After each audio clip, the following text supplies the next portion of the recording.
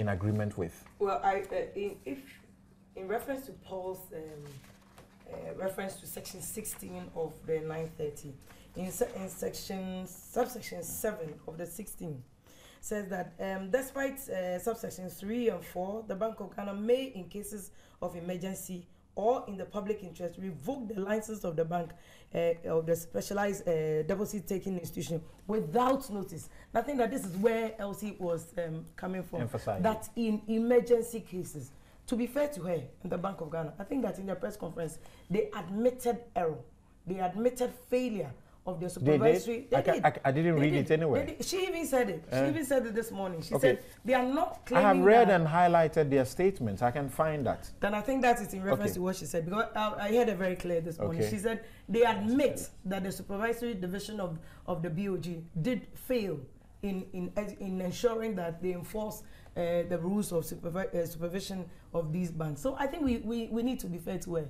But despite this emergency cases, they did not even indicate in their press conference that this was a matter of emergency or requiring emergency. And that's the point that Paul raised. I think that is also very fair that we don't personalize the issue surrounding this. This is not a Dr. Addison issue. Do you see the questions that can be raised?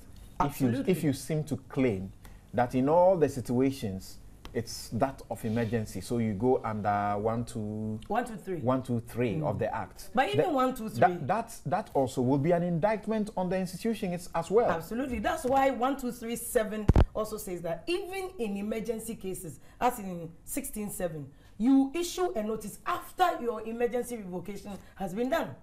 So the law is very clear, and that's why Bank of Ghana ought to admit, like they have admitted, their failure in all this issue. But the admission of their failure alone is not enough. They need to come back and say that their supervisory division of the bank has failed, and therefore somebody has to take the flag. Yeah. By now, somebody has to go home. Yeah. Either the whole department is sent home on interdiction, upon investigation for better and further particulars of evidence on what led to this failure to enforce the law, and what to do to ensure that, because you can't just punish the individual defaulting banks for this. Somebody ought to have supervised. And there's a reason why this amendment of the banking law was implemented. You know that we had a law previously. And so we enacted this new law in 2016. And it was supposed to cure an evil in the existing law. So it's curing that evil, is it not? It is not, because the law is still not being enforced.